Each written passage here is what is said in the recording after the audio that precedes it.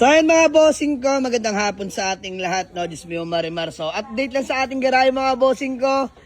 Ang ganda ng lineup ngayon mga bossing. So meron tayong mga mid-end dito ngayon mga bossing. Meron din tayong van. Ayan, baka sa mga naghanap sa akin ng GL Grandia na 2016 manual diesel.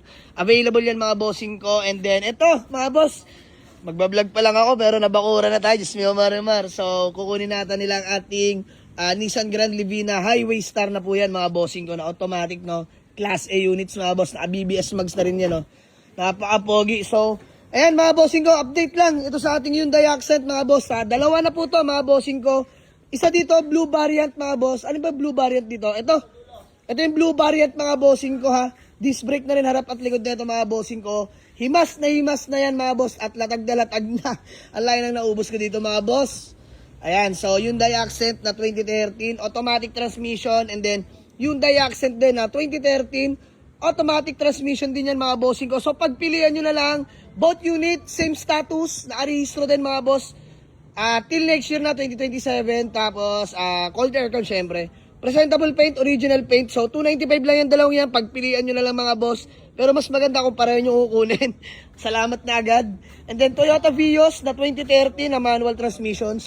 Superman yan mga boss. So 310 lang din ako dito, negotiable. And then Toyota Vios na 2015. Automatic naman to, 345 negotiable mga bossing ko ha. And then Suzuki Celerio natin mga boss. Sinimas ko na rin yung aircon at inabot sa akin.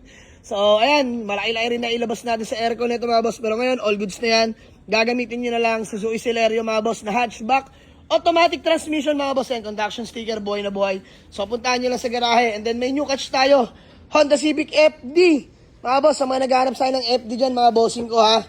Ayan, 1.8S sariwa mga bossing ko. So puntahan nyo lang sa garahe. Murang-mura ko lang ibibigay itong FD na to mga boss. Asking price ko lang dito is 295k lang to, negotiable pa, napakakinis niyan. And then, ayan, another Hyundai Accent naman mga boss, na manual transmission naman this time. 2013, ayan, manual. Brand new compressor din to.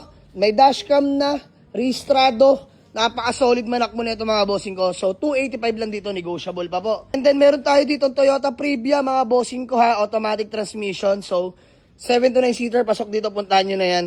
So, dalawa Previa natin, ayun pa isa. Nasold na natin yan, pero naipag-swap si buyer sa atin, sinop sa Fortuner natin na new arrival na araan. So, for sale ulit yan mga bossing ko. So, ang dami pa nating paparating na unit mga bossing ko. Abangan nyo lang ha. Walk-in lang sa garage. So, ito, Toyota Fortuner, available na rin yan, 2013. Automatic, Class A units. Latang-lata to mga bossing ko. Ayan o. Paikot yan, lata. Ayan, solid na Fortuner. So, dito mga boss, mura-mura ko lang ibibigay. Puntahan nyo lang sa garahe. So, sa mga gusto mag-walk-in, Waze or pin nyo lang sa Google Maps, Jamalig sa Auto Garage, Paliparan 2, Dasmariñas, Cavite mga bossing ko. So, may 6 pa tayong gina-drop na unit, hinihimas lang natin, no? Ongoing na rin naman yon. So, walk-in lang sa garahe mga boss. Dami kayong option dito. Let's go!